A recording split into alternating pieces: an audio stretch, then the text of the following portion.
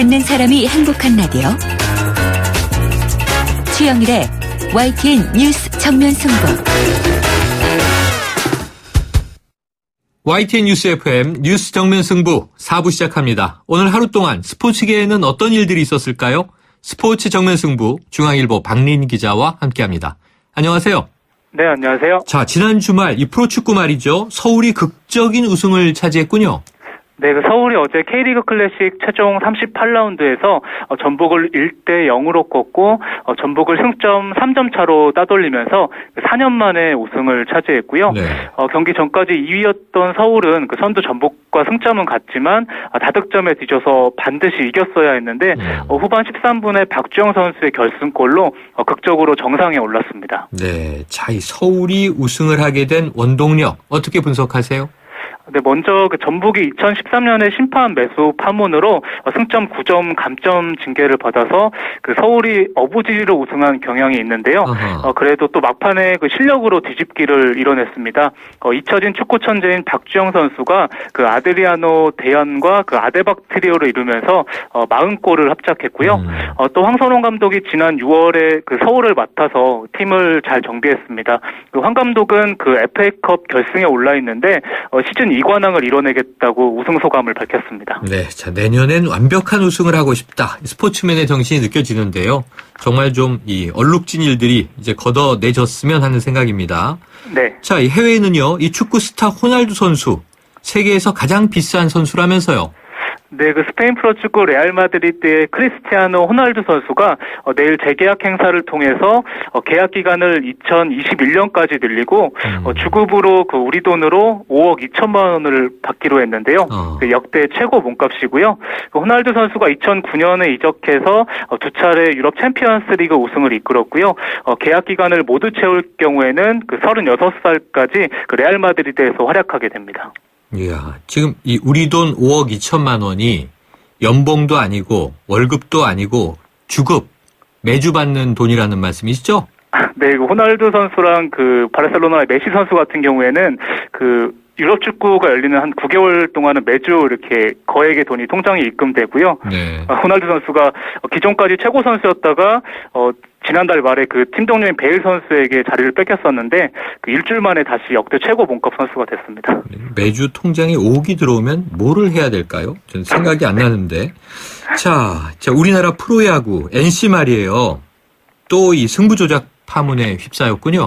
네, 그 경기 북부지방경찰청이 그 전 NC 소속이며 현 롯데 투수인 그 이성민이 승부 조작에 참여한 혐의를 밝혀냈다고 발표했고요. 이 과정에서 그 NC가 구단 이미지 손상을 우려해서 소속 선수의 그 승부 조작을 은폐한 뒤에 해당 선수를 보호 선수 명단에서 제외했다는 의혹을 받고 있습니다. 그리고 경찰은 승부 조작 혐의로 기아의 유창식 등 전현직 선수 7명을 입건했고요. 그동안 승부 조작 혐의를 받았던 NC의 이재학 선수는 불기소 처리됐습니다.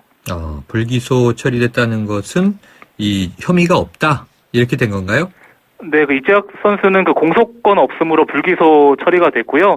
두산 소속이던 2011년에 그 불법 도박 베팅한 혐의가 드러나긴 했는데 공소시효가 지나서 사법 처리는 받지 않게 됐습니다. 그렇군요. 자, 이건 좀 놀라운 소식인데요. 이 한국의 아이스하키 대표팀이 유럽 대회에서 우승을 차지했군요. 네, 그 한국 아이스하키 대표팀이 헝가리에서 열린 6개국 친선 대회인 유로 챌린지에서 그 오늘 결승전이 열렸는데요. 헝가리를 3대2로 꺾고 우승을 차지했습니다. 사실 한국 아이스하키가 그 오랜 시간 동안 변방 중에 변방이었는데요. 2014년에 북미 아이스하키 리그에서 활약한 캐나다 동포 백지성 감독을 영입한 뒤에 그 황골 탈퇴했고요. 축구의 토탈 사커처럼 그 벌떼학기를 펼치면서 또 2018년 평창 올림픽을 앞두고 희망의 신호탄을 쐈습니다. 이렇게 좋은 일이 있는데 말이죠. 지금 평창 동계올림픽 얘기가 나오면 정말 흑막의 가루처럼 되다 보니까 안타까운데 축구에서 토탈 사커 하면 전원수비인데 이걸 하키에서는 벌떼하키 이렇게 부르는군요. 네, 우리나라 아이스하키 대표팀이 그 필드에서 그 링크에서 뛰는 선수가 5명인데요. 네. 5명 전원이 뭐 공격 라인, 또 중원 라인, 수비 라인까지 이렇게 한 곳에 집중돼서 동시에 뛰면서 또 압박을 펼치고 그 퍽을 소유하는 하키를 펼치면서 또 벌떼 하키라 불립니다. 네, 자, 이 체육인들의 시국 선언 얘기도 나오고 하는데 혹시 박 기자님도 시국선언 하셨습니까? 네. 저는 개인적으로는 하지 않았고요. 네. 또 이렇게 또 나라를 걱정하시는 분들에 대해서 좀 응원하는 마음은 있습니다. 알겠습니다. 오늘 소식 고맙습니다. 네, 감사합니다. 지금까지 중앙일보 박린 기자였습니다.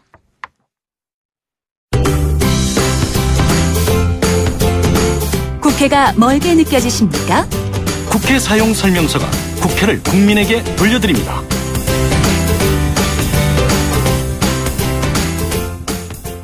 네, 매주 월요일에 알려드리는 국회 사용 설명서 21번째 시간입니다. 오늘도 이 지난 시간에 이어서 국회 예산심사 과정에 대해서 알아볼 텐데요. 자, 윤재관 보좌관 지금은 미국 출장 중이어서 오늘 전화로 연결하겠습니다. 안녕하십니까? 네, 안녕하십니까? 네, 자, 이 전국 상황 혼란 계속되고 있습니다. 이로 네. 인해서 400조 원 넘는 내년도 나라 살림 심사도 차질을 빚고 있지 않습니까? 네네. 자, 예산 심사가 아니라 이 최순실 청문회다 이런 얘기도 나오고 있는데요. 네. 자, 이런 국민들의 우려 어떻게 보시나요? 네, 아무도 경험하지 못한 이 초유의 상황에 국회 예산심사가 그 영향권 밖에 있을 수는 없지 않겠습니까? 네.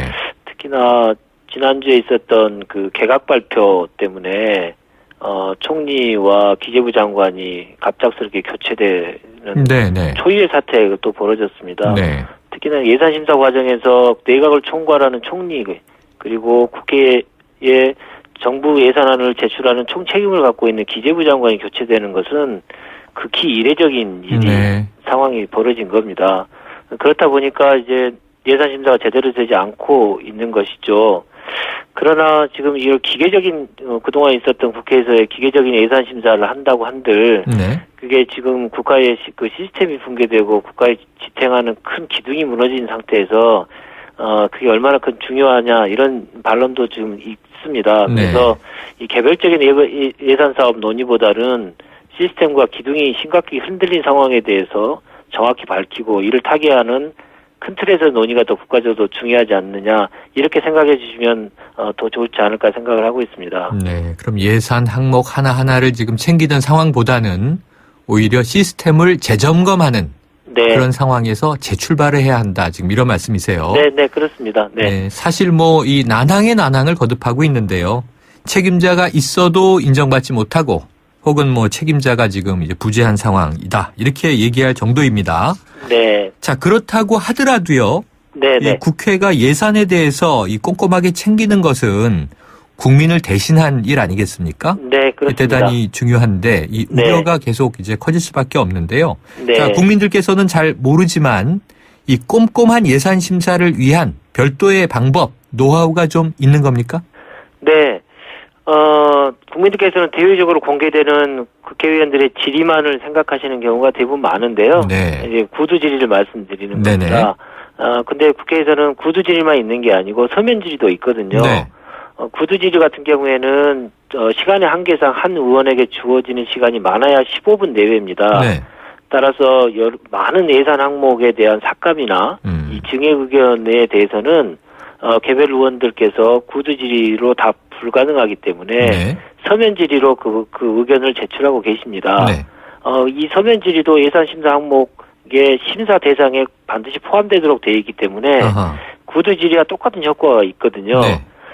그래서 지금은 구두 질의는 전 국민적 사항인 이번 최순실 게이트와 관련돼서 질의를 하시고 서면을 통해서 정부가 제출한 예산안에 대한 삭감과 증액 의견을 내고 있기 때문에 너무 큰 걱정 안 하셔도 되지 않을까 이런 생각을 하고 있습니다. 기본적으로 국회가 할 일에 대해서는 지금 진행이 되고 있다 이렇게 보시면 되겠습니다. 자, 그렇다면요. 이 의원들이 낸 삭감 또는 증액 의견을 모아서 이게 다 이제 종합이 되면 별도로 심사하는 회의를 따로 엽니까? 네, 그렇습니다.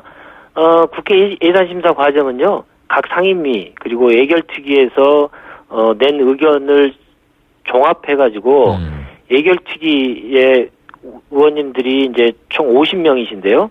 그분들 중에 15분 정도를 모아서 개수조정 소위원회를 구성하게 됩니다.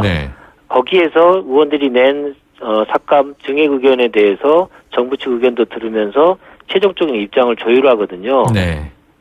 그래서 지금 의원들이 낸 삭감이나 증액 의견들이 그대로 심사에 그 어떤 과정을 거쳐서 다시 되느냐 이런 의문도 많이 계시는데 네. 개수조정 소위위원회라고 하는 별도의 심사위원회가 구성해서 그것을 꼼꼼하게 심사하는 절차가 남아 있습니다. 네, 정부 아니니까 예산안이라고 하는 것이 정부의 네. 입장도 들으면서 자, 늘려야 할 부분과 줄여야 할 부분을 개수조정소위원회에서 15명 네. 정도의 여야 의원이 심사를 한다.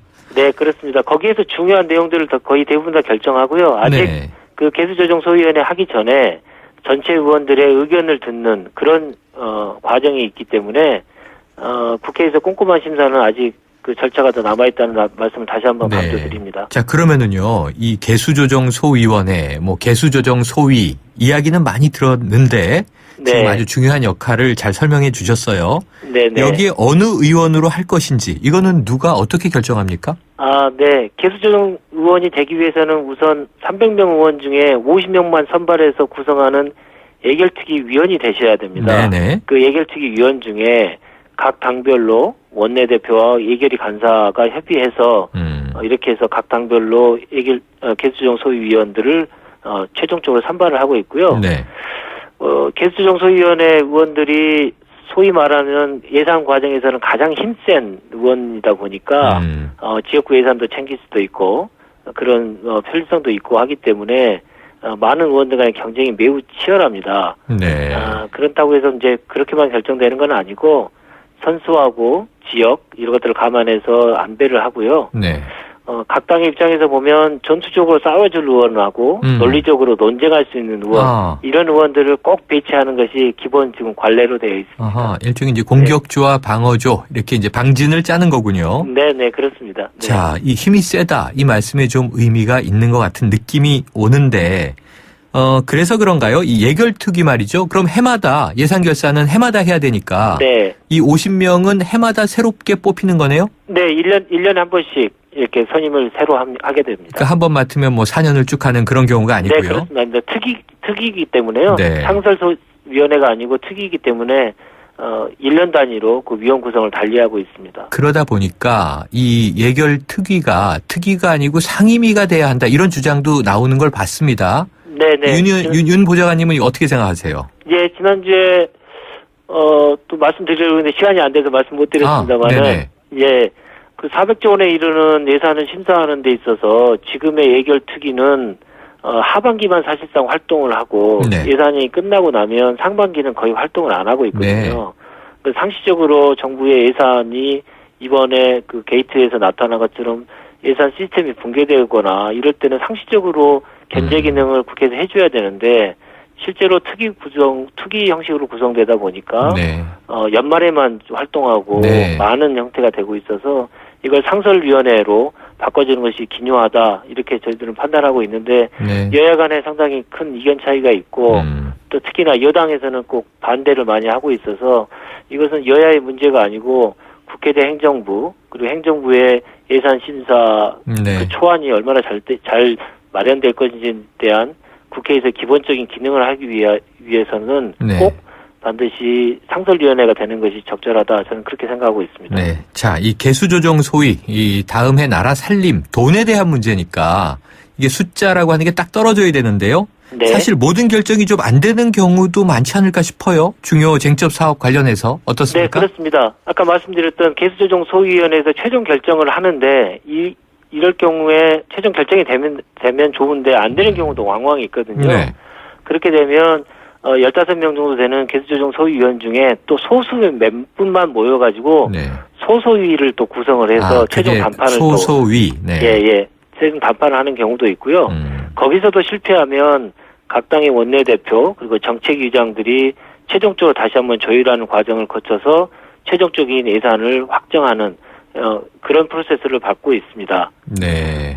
다만 이제 예산안의 경우에는 국회에서의 결정하는 주요 안건, 그러니까 법률안이나 이런 안건과 달리 협상의 시한이 분명히 12월 2일로 못 박혀 있기 그렇죠. 때문에 협상이 사실 국민들께서 보시기에는 좀 미흡한 거 아니냐, 협상의 결과가 상당히 부족한 거 아니냐 이런 비판들이 많이 계십니다만은 12월 1일까지 무조건 끝내도록 법에 규정되어 있고 그것이 시행된 지 얼마 안 됐기 때문에 협상의 과정에서도 한계가 분명히 알겠습니다. 있습니다. 네, 자 오늘 말씀 잘 들었고요. 출장 잘 마치고 돌아오세요. 네, 감사합니다. 지금까지 국회 사용 설명서 윤재관 보좌관과 함께했습니다. YTN 뉴스 FM 뉴스 정면 승부 오늘 준비한 내용 여기까지입니다. 지금까지 프로듀서 박준범, 작가 홍기희, 강현지, 기술감독 신동해, 강민원, 그리고 진행의 최영일이었습니다. 내일 뵙겠습니다.